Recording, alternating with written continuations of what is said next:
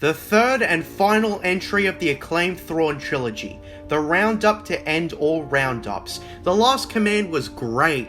It had satisfying payoffs for everything, unlike the Disney trilogy that practically shit all over itself with pathetically weak explanations and retconning itself into oblivion. It would have been nice to have a plan, guys, but we'll talk more about the Disney sequel trilogy at the end. Let's now talk about The Last Command, the far superior Episode 9. Now, there's a mistake I need to patch up. I've been told that Joruus C'boath was referred to as a clone and heir to the Empire. Whoops, sorry I missed that. I mistakenly thought it was going to be revealed in this book, but in my defense, novels are long, and you're not going to remember absolutely everything, especially when there's no visuals. Again, I went to the comic book miniseries for my recap, just so I remembered everything correctly. The Last Command was by far the longest of the Thrawn Trilogy, which makes sense. You need to build up to a conclusion, so with that being said, let's begin. The story time jumps to around a month after Dark Force Rising. I discussed in my review of that book that I kinda got lost at the end with all the talk of the Spartai clones and stuff that would be confusing to any expanded universe newcomers with the perspective of the prequels existing. Well, I'm happy to say that my confusion was alleviated with additional context. You can still tell the original Clone Wars was way different by how stuff is described and implied, but there's nothing that overtly contradicts the prequel trilogy. In fact, with the right author, they can easily be reinforced. I discussed in the last book how Thrawn and Joruus C'boath were bickering and arguing with each other, and in this book, it continues. But before that, they're preparing for a battle to take Yukio. In the preparation for the battle, Captain Pellaeon is sent to get Joruus C'boath to do his part. The exchange between Joruus C'boath and Captain Pellaeon is one of hostility, but C'boath uses the Force to influence Pellaeon to doing what he wants, which includes getting a clone made from a certain someone.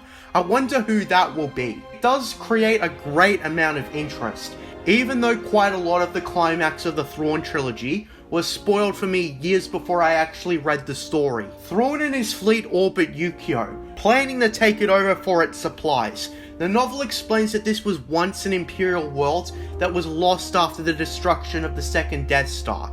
Something I like to say is that every moment that is supposed to be slow and tense hits right on the mark. The audiobooks are very well presented. Anyhow, Yukio surrenders after a warning shot, and shows how intimidating Thrawn is at this point. The novel explains that Thrawn was practically the Empire's new hope in turning their defeat around and destroying the New Republic. Joruus C'boath senses where Leia Organa Solo is, at a place called Filve or Falv, or sorry, I can't remember.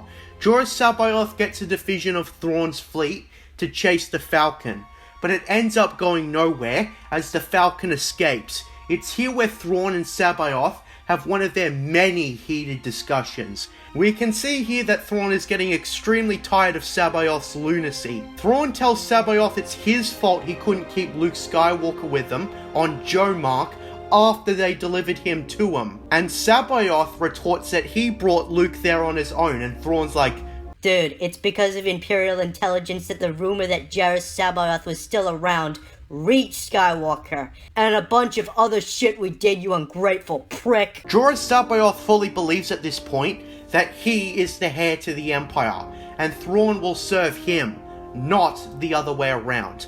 I like how we fully get the impression that Thrawn's completely fed up with C'boath at this point, but he's not rash enough to dispose of him, not when he still has his uses. C'boath also used the Force to hinder Thrawn earlier by making Captain Pellaeon forget that he was going to say something important to the Grand Admiral. Even though Joruus C'boath the clone is completely insane, I like how they didn't depict him as stereotypically insane.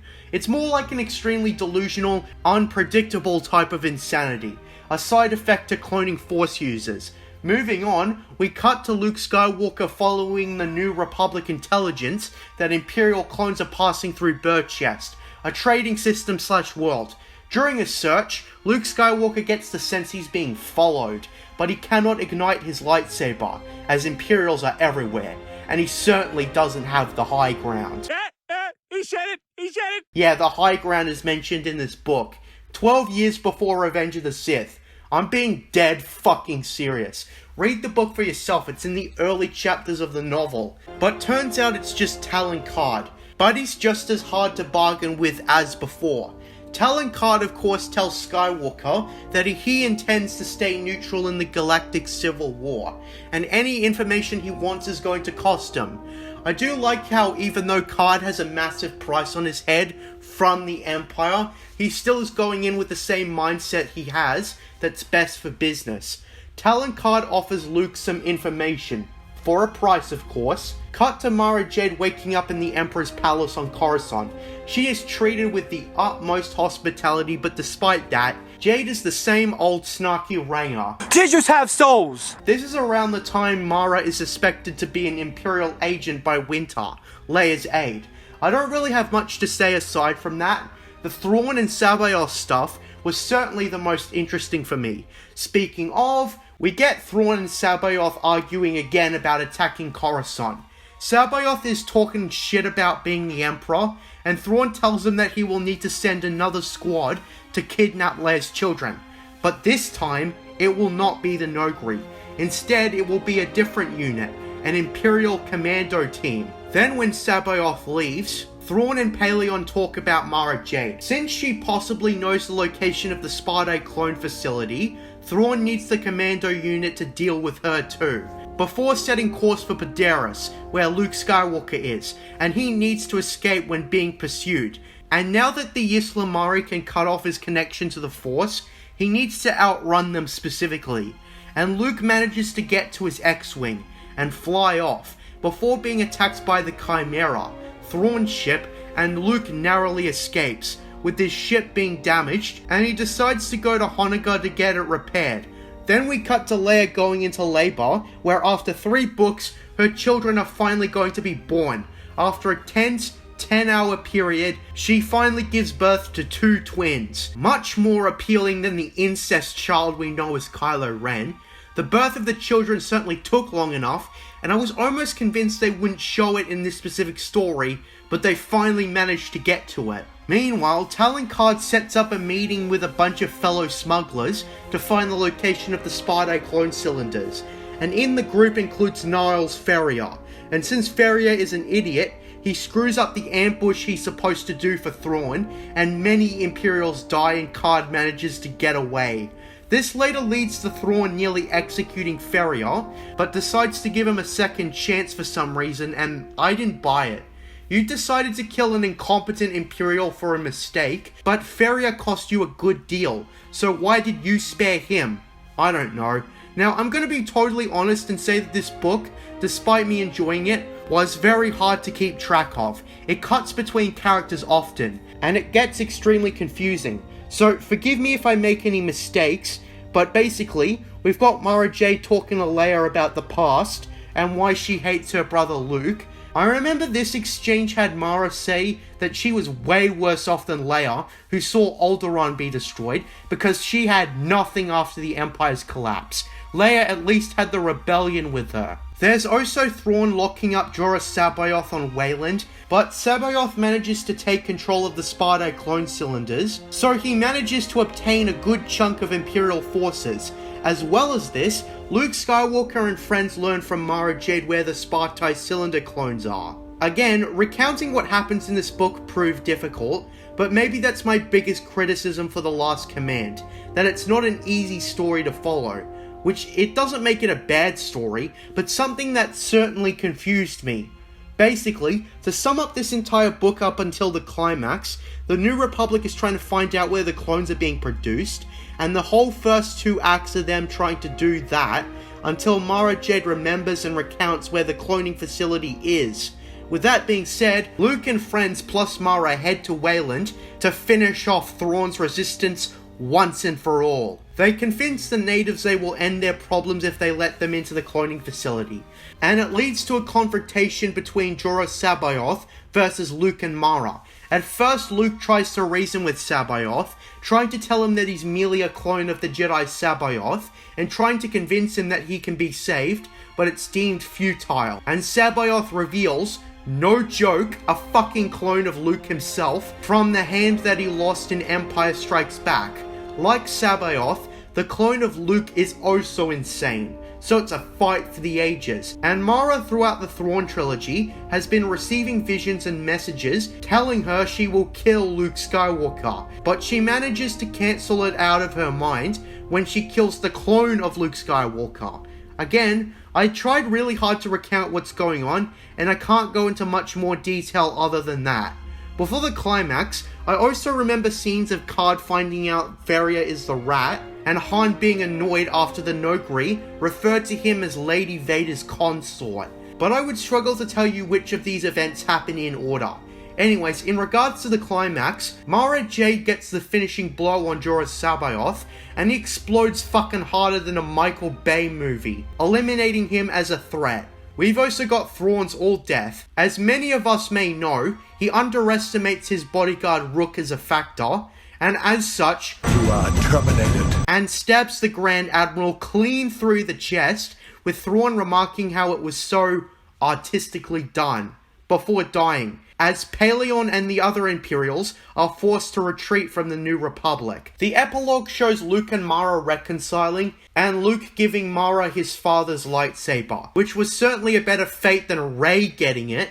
Anyhow, that's the end of the Thrawn Trilogy. Now, again, I'm sorry that I struggled to describe this story. I enjoyed it while I was listening to it, but when it was time to actually review the story, I got extremely stuck. I remember events out of order, but my memory only reached so far.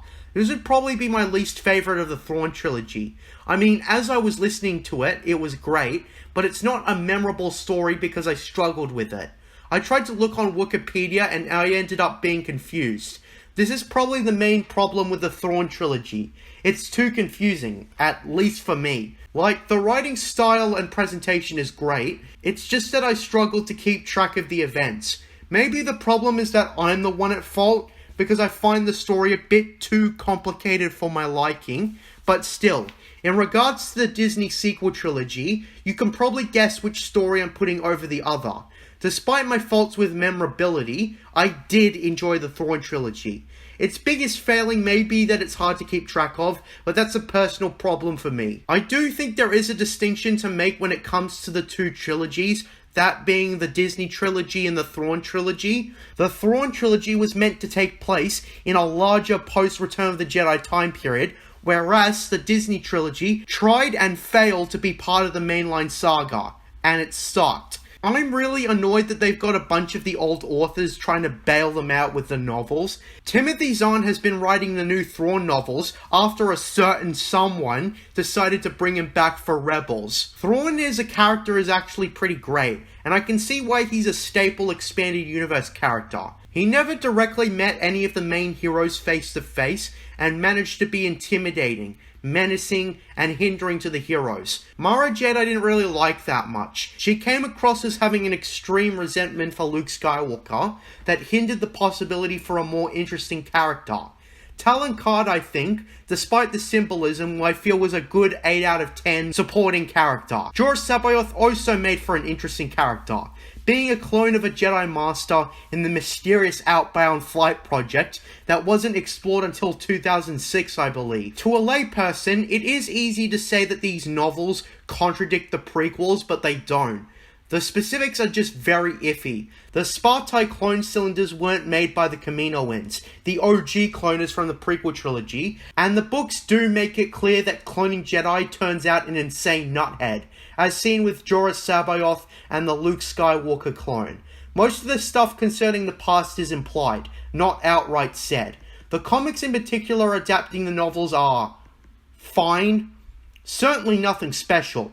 Even though they were a visual representation and I looked at them for reference, the story was still hard to keep track of. The Thrawn Trilogy as a whole was certainly a breath of fresh air for me, after ripping so hard into the Disney Trilogy, which failed to hell and back. It made the expanded universe very interesting to me, from the perspective of, this was written before the prequels, so it's interesting how authors tackled stories prior to that point, and for what it's worth, They did quite damn well with changing circumstances, and it's part of why I chose to defend the expanded universe. I saw enough ignorant tweets by Disney shills ignoring the Thrawn Trilogy just because the Disney movies have an advantage of being more accessible than a novel. But that is absolutely no excuse. I've said many times that if you don't want to read it, you could listen to the audiobook. The challenge for sequel fans from me is still up, and I doubt it'll be redeemed anytime soon. So with that being said, that is my complete review of the Thrawn Trilogy. I hope you enjoyed this review despite its length. And to wrap this video up, here are my patrons on screen. To describe what my next novel will be, I decided to make it Darth Bane Path of Destruction, but first I gotta talk about Dark Empire, cause that's what I promised. I'm JJ Plagiarisms, and until next time, what are stories but mystery boxes? We found you hiding, we found you lying, choking on the dirt and sand, your former glories and all your stories, dragged and washed with